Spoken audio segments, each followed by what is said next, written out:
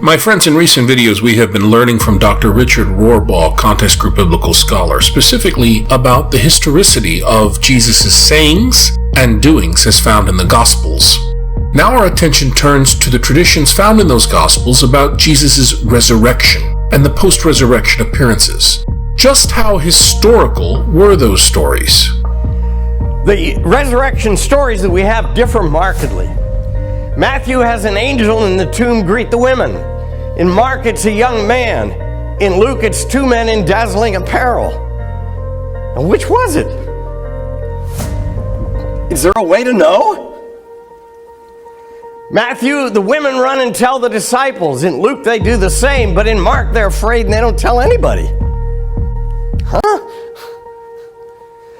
In Matthew, Jesus himself comes and meets the disciples. Neither Luke nor Mark have that. Matthew's the only one who tells the story of the bribing of the soldiers. It just doesn't exist anywhere else in any early Christian literature.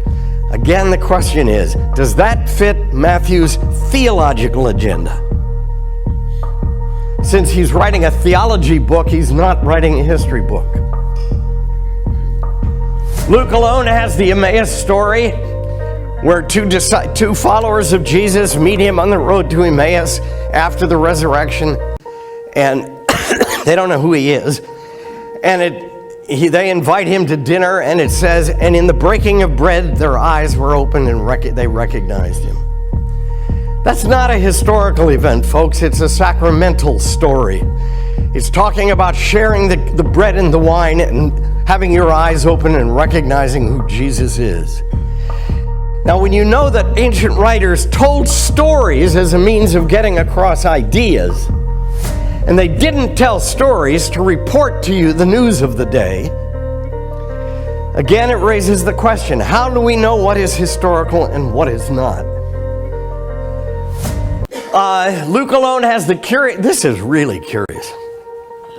In Luke, Jesus walks away into oblivion from Bethany. He goes from around the Mount of Olives from Jerusalem to Bethany. He waves goodbye to the disciples and he's gone. That's it. What's that about? The resurrection appearance stories differ. In Matthew, all of them are in Galilee. In Luke, all are in Jerusalem and environs. Mark doesn't have any. In John, one is in Jerusalem and one is in Galilee. Again, what do we take out of that that's historical?